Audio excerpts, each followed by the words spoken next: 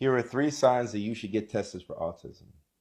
Number 1, you have ADHD.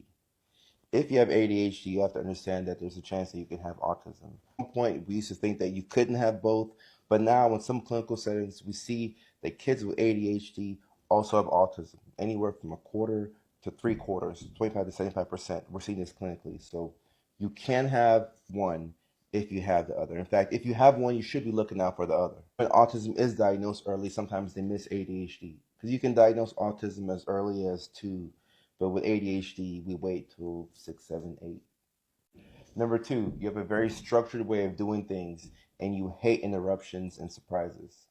So in autism, the way that people do things normally is very regimented, and these individuals have an ability to do something over and over and to eat the same type of food over and over, and sometimes even listen to the same song over and over and over. And interrupting their plans or a last minute schedule change can be very frustrating. And number 3, you're very comfortable being alone by yourself for long periods of time. And this is not to say that you're a loner and that you don't like people, but you're somebody who can be in your own space and you can be in your own area and you find it refreshing. And this is actually your way of recharging as opposed to you not wanting to hang out with people. One of the most common questions I get is, what is the point of an autism diagnosis? I'm 27, 37, 45, 55. Why do I have to go and get diagnosed with autism? So first of all, you don't have to go get diagnosed with anything. It's not mandatory. Nobody's forcing you. What I'm trying to say is that if you can get a diagnosis, a term that better explains the majority of the symptoms that you exhibit, now you understand yourself at a deeper level. And that because you understand yourself so deeply, you can advocate for yourself. You can go to bat for yourself. You can set boundaries. You can let your loved ones know how you want to be loved, how you communicate. The things that we needed as kids that we weren't able to convey or express, now we can say those things because we have a diagnosis. That's why as providers, it's our job to give an accurate diagnosis.